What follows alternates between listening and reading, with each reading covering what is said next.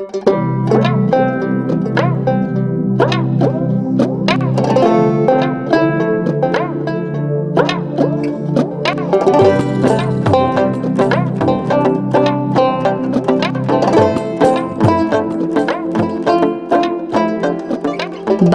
এখন কেমন দেখো, তোমার ছোট্ট বাবুটাকে একেবারে তোমার বুকের ভেতরে কি সুন্দর লাগছে।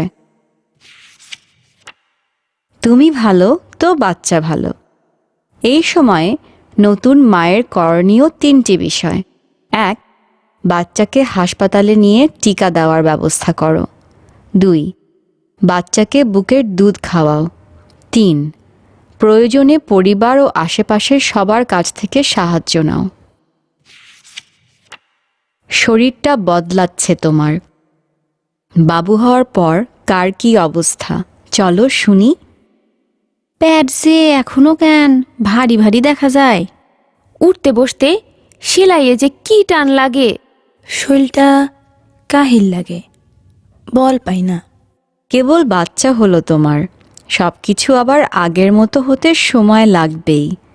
এখনও কি তোমার বাচ্চা হওয়ার রাস্তা ব্যথা করে, তলপেট ব্যথা করে, পায়খানা কষা হয়, হাঁটতে বা বসতে কষ্ট হয়, স্বামীর সাথে মেলামেশা করতে ভালো লাগে না? মায়ের কতই না আদর। ইস, আমার বাবুরে যে কেমনে আদর করলে মন ভরবো আমার, বুঝতেছি না। ও আমার হাসির চাও রে। মা আর বাচ্চার সম্পর্ক। জামিলার যে কতই আহ্লাদ, নতুন মাসে এখন বাচ্চাও চেনে মাকে। বাচ্চার দিকে তাকিয়ে হাসলে বাচ্চা খুশি হয়, বাচ্চার সাথে কথা বললে বাচ্চার সাহস পায়। মায়ের গলা চেনে সে এখন, কোলে রাখলে বাচ্চা আরাম পায়। মায়ের গায়ের গন্ধও চেনে বাচ্চা। বুকের দুধ খাওয়ালে বাচ্চা ভালো থাকবে। এতটুকু হলে কি হবে, বাচ্চার মাথায় অনেক বুদ্ধি, সবই বোঝে সে। ঠিকমতো খাওয়াতে হবে। আমার সোনামণিরে আমি শুইয়া দুধ দেই। আগে এক পাশ ভালো কইরা খাওয়াইয়া তারপরে দিই আরেক পাশ। আমারও ঠিক মতো দুধ হয় আর সোনামণিও পেট ভইরা দুধ পায়। আমার বাচ্চার পেট একেবারে এতটুক, সারাদিন সারা রাত একটু একটু খায় আর ঘুমায়া পড়ে। একবারে বেশি করে খাইলে রাইতে ঘুমাইতে পারতাম, কিন্তু এত ছোট্ট বাবু, ও কি একবারে বেশি খাইতে পারে? আমার তো বাবুরে বসে বসে দুধ খাওয়াইতেই ভাল লাগে। বাবুর মাথার নিচে একটা নরম বালিশ দিয়া নেই। প্রথম প্রথম কষ্ট হইতো, এখন দুইজনেরই অভ্যাস হয়ে গেছে। তাছাড়া আমি প্রচুর পানিও খাই। ডাক্তার আপাই কইছে তাতে বুকে দুধ বেশি হয়। নবজাতকের খাবার। পয়লা পয়লা মা হইছ তো একটু হিমশিম খাইবাই, কিন্তু ঠিকমতো খাওয়াইতে জানতে হইব। একটু রইয়া সইয়া দুধ খাওয়াইতে হয়, খাওয়াইয়া আবার ঢেকুরও তুলাইতে হয়। বাচ্চাকে মিষ্টি জাতীয় কোনো কিছু দিবে না, এতে বাচ্চা মায়ের দুধের স্বাদ পায় না এবং দুধও খেতে চায় না। জন্মের পর প্রথম 6 মাস বাচ্চাদের মায়ের বুকের দুধ ছাড়া আর কোনো ধরনের খাবারের দরকার হয় না। ঠিকমতো ধরতে তো হবে। দুধ খাওয়ানোর সময় বাচ্চার অনুভূতি বোঝার চেষ্টা করুন। মা, তোমার বুকের ঘ্রাণটা আমার সবচেয়ে আপন। তুমি ঠিক মতো আমাকে ধরলে আমিও সহজে খেতে পারি। হ্যাঁ, এইভাবে বোটাসহ আশেপাশের পুরো অংশটা মুখে নিলে আমি ঠিক মতো দুধ পাই না। আর এইভাবে শুধু বোটাটাকে মুখে নিলে তোমারও ব্যথা লাগে, আমিও দুধ পাই না। নবজাতকের যত্ন। আমার বাবাই যে রাইত হইলেই কেন কান্দে বুঝি না। দিনে পইরা পইরা ঘুমায়, রাইত হইলেই যত ট্যাও ট্যাও। আর আমিও ঘুম ফালাইয়া আমার বাবারে নিয়া বইসা থাকি। বাচ্চা পালা কি সোজা কথা?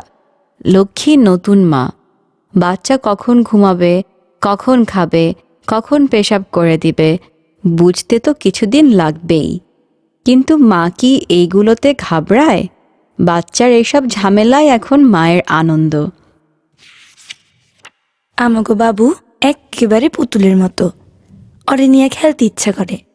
মায়ের বুকই আমার সবচেয়ে বড় আশ্রয়।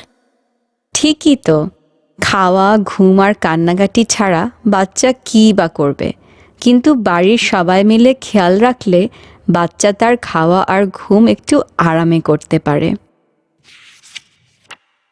বাবুর আরামের ঘুম নতুন বাচ্চার খাওয়া দাওয়া আর কি, খাবেই তো খালি মায়ের দুধ, কিন্তু বাচ্চা যথেষ্ট পরিমাণে দুধ পাচ্ছে কি না সেটা বোঝা যাবে যদি পেশাবের রং পানির মতো বা হালকা হলুদ হয়, দিনে অন্তত একবার পায়খানা করে, দুধ খেয়েই আরামে ঘুমিয়ে পড়ে।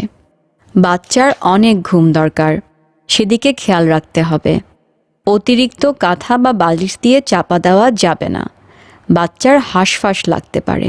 আবার কম কাপড় বা খুব বেশি বাতাসও লাগানো যাবে না, ঠান্ডা লেগে যেতে পারে। ঘাড় শক্ত না হওয়া পর্যন্ত বাচ্চার মাথায় বালিশ দেওয়া ঠিক না। বাচ্চা ঘুমানোর সময় খেয়াল রাখতে হবে বাচ্চা কিভাবে নিঃশ্বাস নেয়। খুব দ্রুত শ্বাস নিলে বা বুকের কাছে বেশি দেবে গেলে ডাক্তারকে জানাতে হবে। কেবল জন্ম নেওয়া বাচ্চার সহজেই নিউমোনিয়া হয়। বাবুর নাওয়া গোসল। বাচ্চার ভালো থাকার জন্য পরিষ্কার থাকা খুবই দরকার, আর তাই বাচ্চাকে ধরার আগে হাত ধুয়ে নিতে হবে।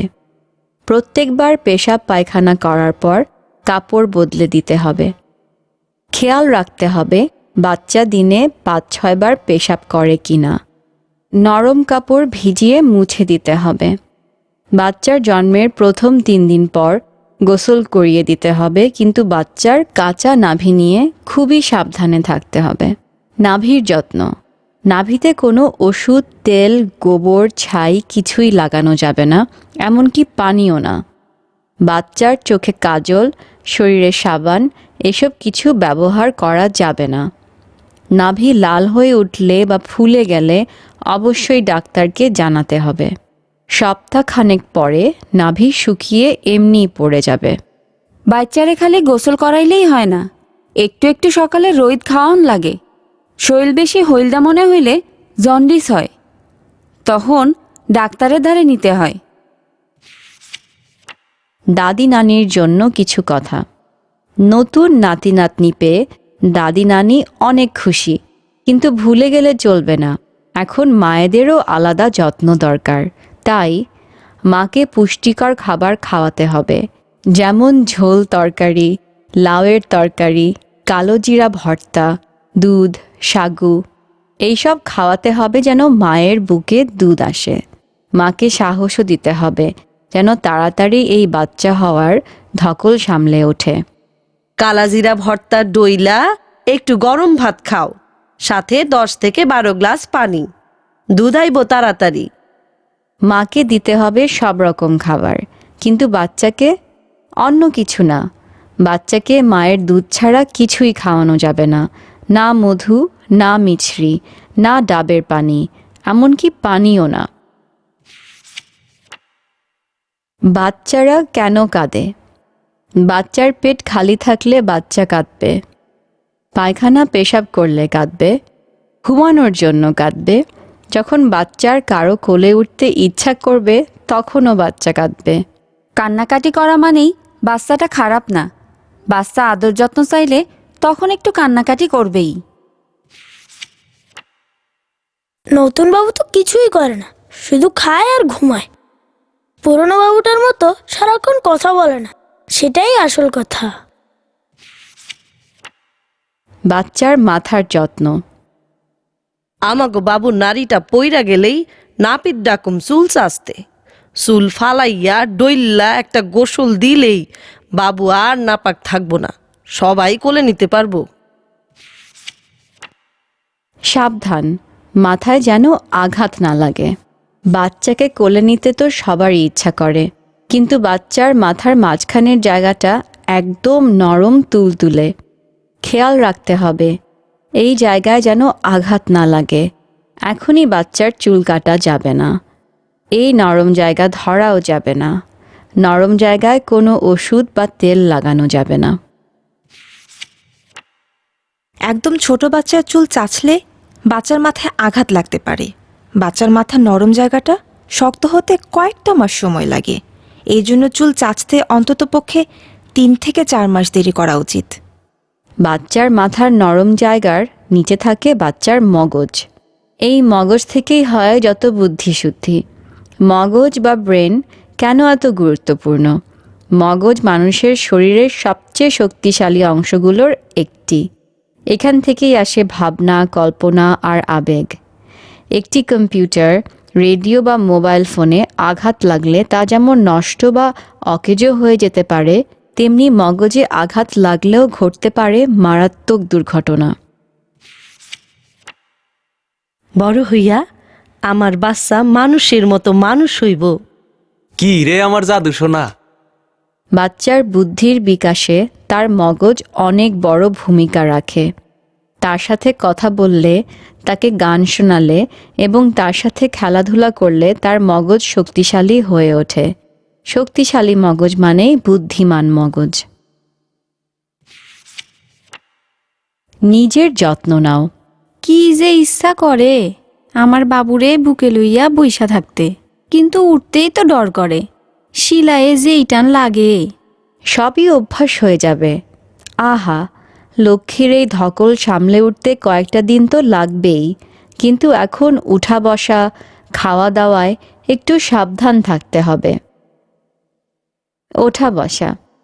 বাচ্চা হওয়ার পর প্রথম কয়েকদিন একটু ধীরে সুস্থে ওঠা বসা করতে হয়। এছাড়াও ভারী জিনিস তোলা যাবে না। ওঠা বসা একটু সাবধানে করো। হঠাৎ টান লাগে এরকম কিছু করলে বাচ্চা হওয়ার জায়গায় ব্যথা লাগতে পারে।